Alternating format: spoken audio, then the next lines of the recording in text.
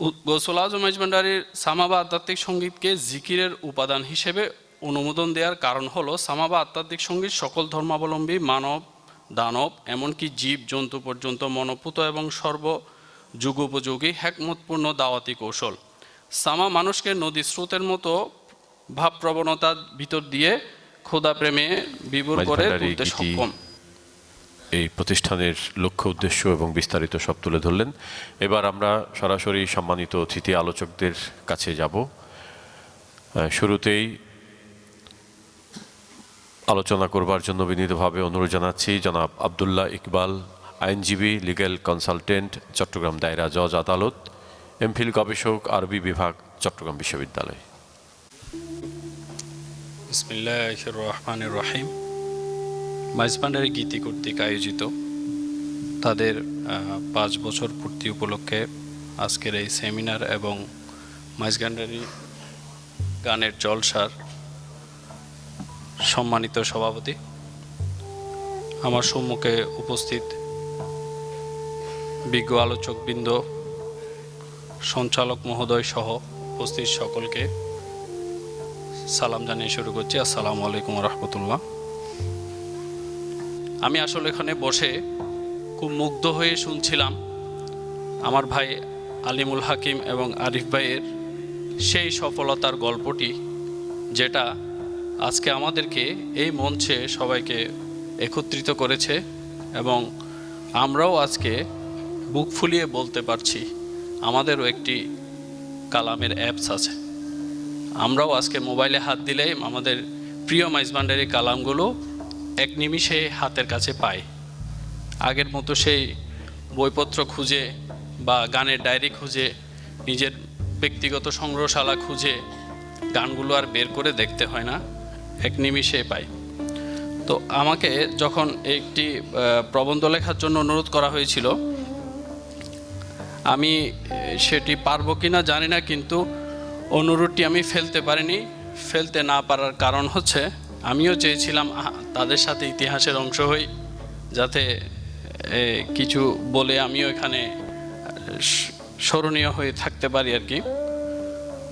তো সেই চেষ্টা থেকে আসলে এই প্রবন্ধটা লেখা। এখানে সবার কাছে হাতে প্রবন্ধটি আছে এবং সবার কাছে ওনারা কষ্ট করে এটি প্রিন্ট করে পৌঁছে দিয়েছেন।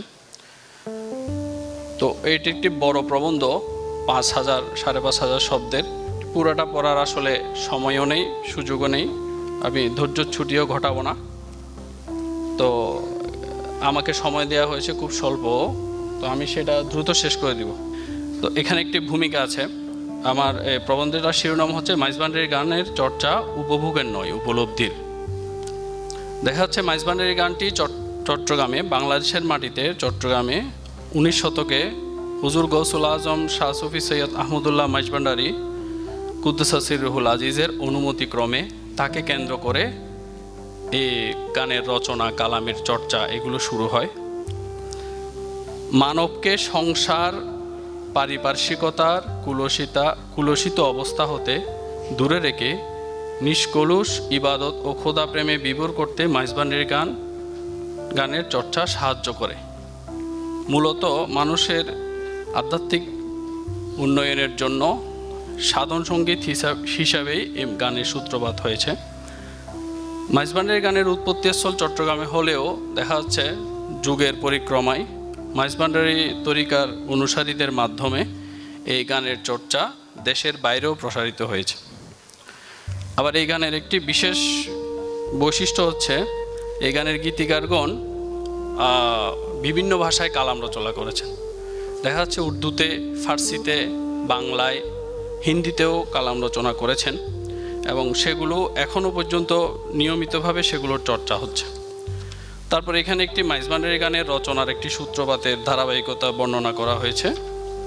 তারপর ধর্মীয় বিধানের আলোকে মাইজভান্ডারী গানের চর্চার বিষয়ে একটি আলোচনা করা হয়েছে। এখানে দেখা যাচ্ছে এই গান যে চর্চার পিছনে ধর্মীয় ইসলাম ধর্মের যে একটা ভালো বিধিবিধানের আলোকে যে স্ট্রং এভিডেন্স আছে, সেটি 100 বছর পূর্বে হুজুর গৌসুল আজম মাইজভান্ডারীর খোলাফায়ে ইজমগণ বিভিন্ন গ্রন্থ আদি রচনা করে শক্ত দলিল প্রমাণ দিয়ে সেটিকে প্রমাণ করে গেছেন।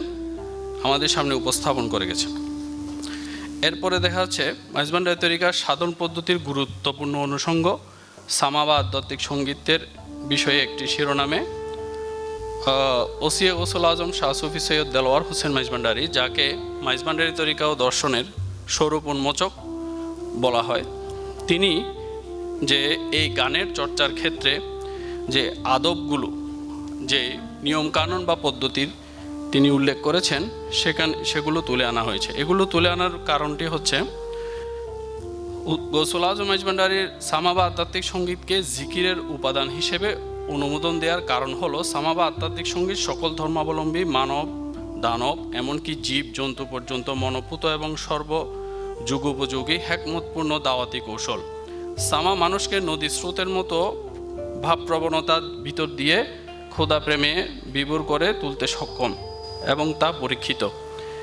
এটি সাধক ও খোদার প্রেমিকগণকে দুনিয়ার বাজে ধ্যান ধারণা হতে মুক্ত করে সঠিক প্রেরণা দিয়ে একাগ্রচিত্ত করতে সক্ষম। বাদ্যযন্ত্রের সাথে একাগ্রচিত্তে জিকির করার সময় মানব শরীরের সমস্ত অঙ্গ প্রত্যঙ্গ জাগ্রত হয়ে জিকির করে। এ সময় কাউকে হালকা বা হেলে দুলে নৃত্য করতে দেখা যায়। এটাকে সুফি পরিভাষায় বলা হচ্ছে অজদ। সৈয়দ দেলোয়ার হোসেন মাইজভান্ডারী ওনার রচিত গ্রন্থ মিলাদে নববী এবং তাওয়াল্লুদে গৌসিয়া মধ্যে সামা ও আধ্যাত্মিক সঙ্গীত সহকারে জিকির করার জন্য কিছু শর্ত উল্লেখ করেছেন, সেগুলো আমরা নিচে এখানে উল্লেখ করেছি। এটার মধ্যে একটি খুব গুরুত্বপূর্ণ যেটি আমার মনে হয়েছে, উনি 1 নম্বরে যেটি উল্লেখ করেছেন সেটি হচ্ছে তাহারাত, অর্থাৎ শারীরিক পাক পবিত্র হওয়া। অর্থাৎ নামাজের ক্ষেত্রে দেখা যায় আমরা শারীরিকভাবে পাক পবিত্র হয়ে, যাদের অজুর প্রয়োজন আছে অজু করে নিই, তারপর গোসলের প্রয়োজন হলে গোসল করে নিই।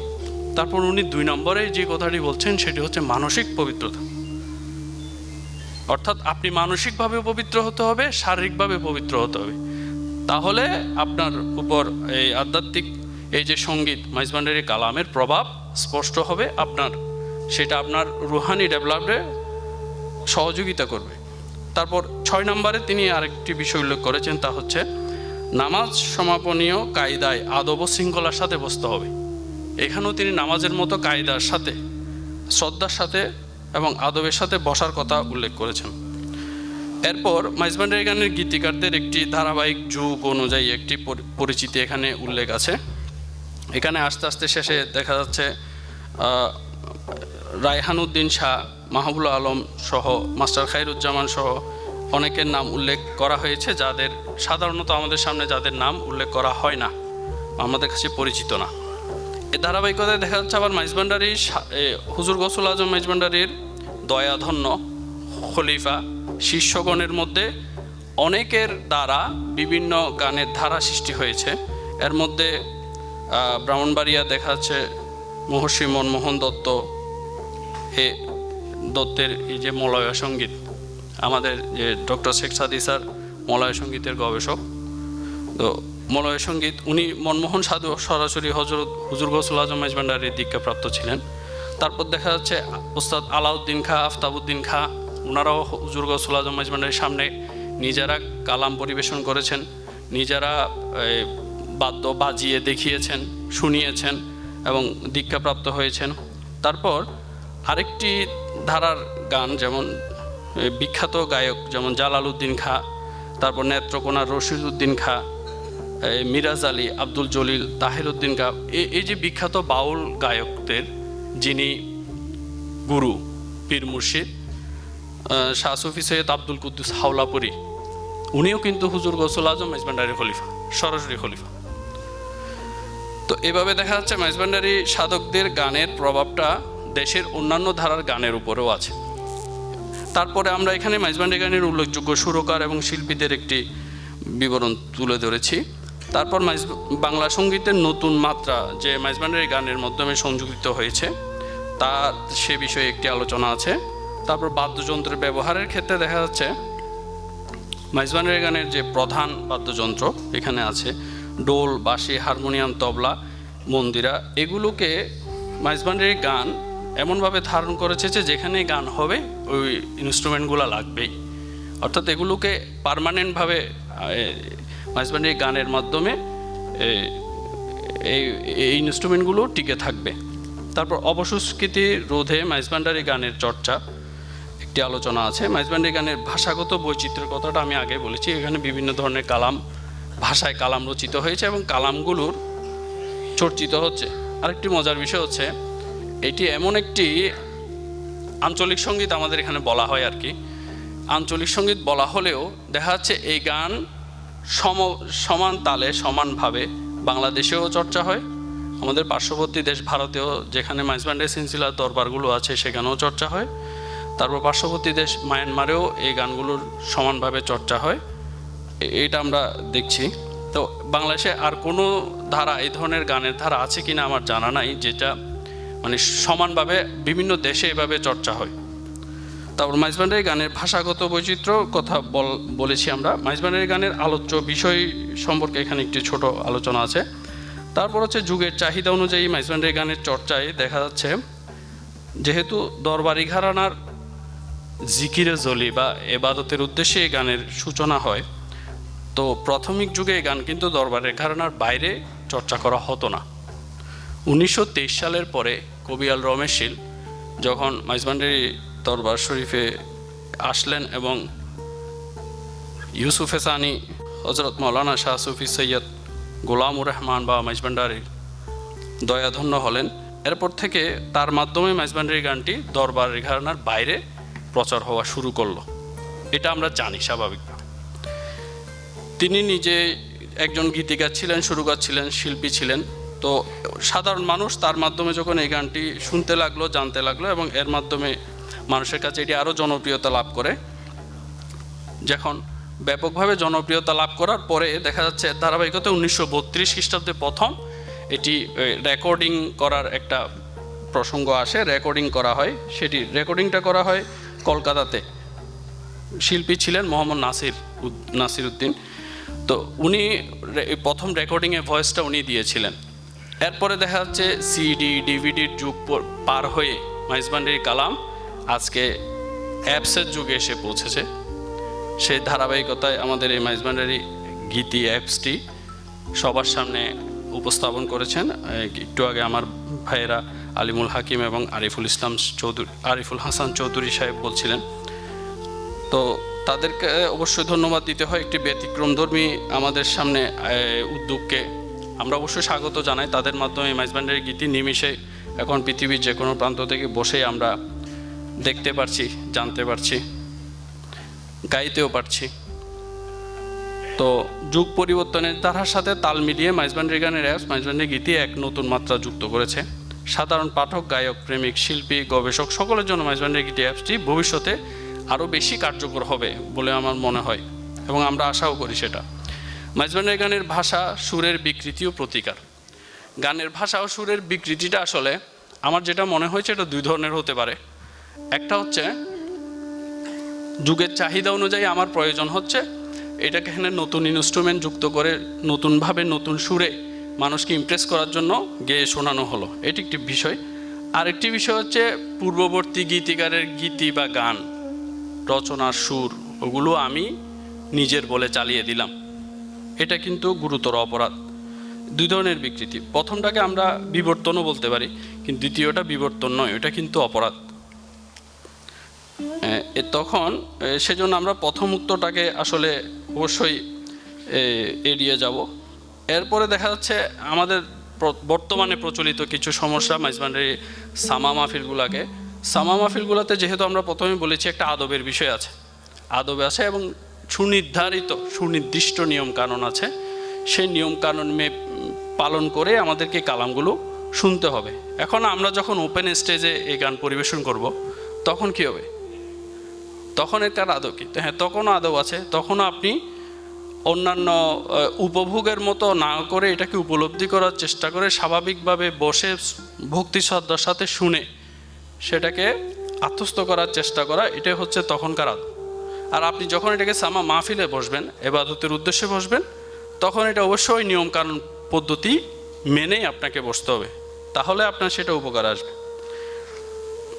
এখানে দেখা যাচ্ছে আমাদের এখানে অনেকটা আমাদের কিছু শিল্পী শ্রোতাদের চাহিদার কথা চিন্তা করে বা বিভিন্ন কারণে, পারিপার্শ্বিক কারণে এই কালামগুলোকে যত্রতত্র যেভাবে সেভাবে ব্যবহার করা হচ্ছে, আবার এগুলো উপভোগের বিষয়টাও ভিন্ন একটা মাত্রায় নিয়ে গেছে, যেটা আসলে দৃষ্টিকটু বলেই মনে হয়। তো এটা আমরা চেষ্টা করব এটা আমরা এই ধরনের জিনিসগুলো না করার জন্য, এবং আমরা আমাদের আকাবেরদের পূর্ববর্তী যেমন ওসিয়ে গোসল আজম শাহ সফি সৈয়দ দেলোয়ার হোসেন মাইজভান্ডারীর সহ আকাবেরদের অনুসারিত পদ্ধতিগুলোকে আমরা অনুসরণ করব এবং শ্রদ্ধার সাথে মেনে নিয়মকানুনের মধ্যে গানটি চর্চার চেষ্টা করব। মাইজভান্ডারী গানের বিরোধিতা প্রথম যুগে ছিল, এই যুগেও আছে, যুগে যুগে থাকবে। এটার জন্য জবাবও আছে, এটার জন্য আমাদের আলোচনাও আছে। তারপর আছে মাইজভান্ডারী গানের উপভোগের নয় উপলব্ধির। যদি এটাকে আপনি ইবাদত হিসেবে মনে করেন তাহলে, এবং মাইজভান্ডারী গান কিন্তু আপনার জ্ঞানের বাহন। এখানে প্রতিটা ওয়ার্ডের মধ্যে, প্রতিটা শব্দে, এক একটা শব্দের পিছনে বিশাল একটা অর্থ, বিশাল কোরআন হাদিসের রেফারেন্স, বিশাল একটা জ্ঞানের সংক্ষিপ্ত একটা রূপ হচ্ছে এই মাইজভান্ডারী কালামগুলো। যদি আপনি আত্মা দিয়ে উপলব্ধি করতে ব্যর্থ হন তাহলে কিন্তু আপনি শুধু ওই মিউজিকটা উপভোগ করতে পারবেন, কিন্তু গানের অর্থটা বোঝা সম্ভব হবে না। এই দিক দিয়ে আর যেহেতু অর্থভাবের প্রতি লক্ষ্য করলে শ্রোতাগণ অবশ্যই উপকৃত হয় এবং খোদার প্রকৃত প্রেমিকে পরিণত হয়। এতে তারা দুনিয়াবি বাজে ধ্যান ধারণা হতে মুক্ত হয়, সঠিক প্রেম প্রেরণাও সৃষ্টি হয় প্রেমিকের মনে। তাই মাইজভান্ডারী গান উপভোগের নয়, বরং এই গান উপলব্ধির জন্য।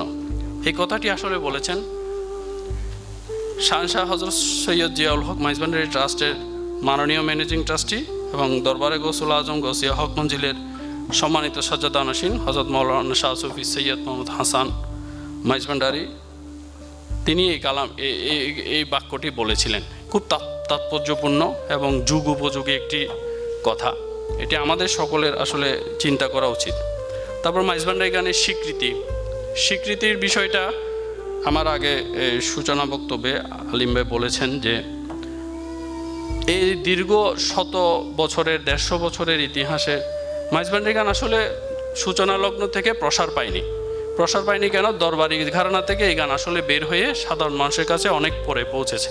সমসাময়িক কালে দেখা যাচ্ছে বাউল সঙ্গীতও যাত্রা শুরু করেছে, কিন্তু সেটি ব্যাপক প্রসার পেয়েছে, কারণ এটির প্রসারে অংশগ্রহণ তো স্বয়ং রবীন্দ্রনাথই করেছে।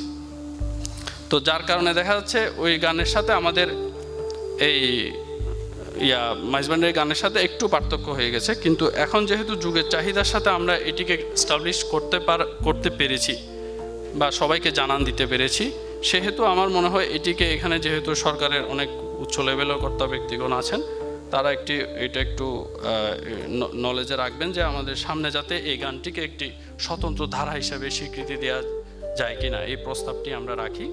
তো ধন্যবাদ সবাইকে, অসংখ্য ধন্যবাদ ও কৃতজ্ঞতা আয়োজক কর্তৃপক্ষকে। আসসালামু আলাইকুম।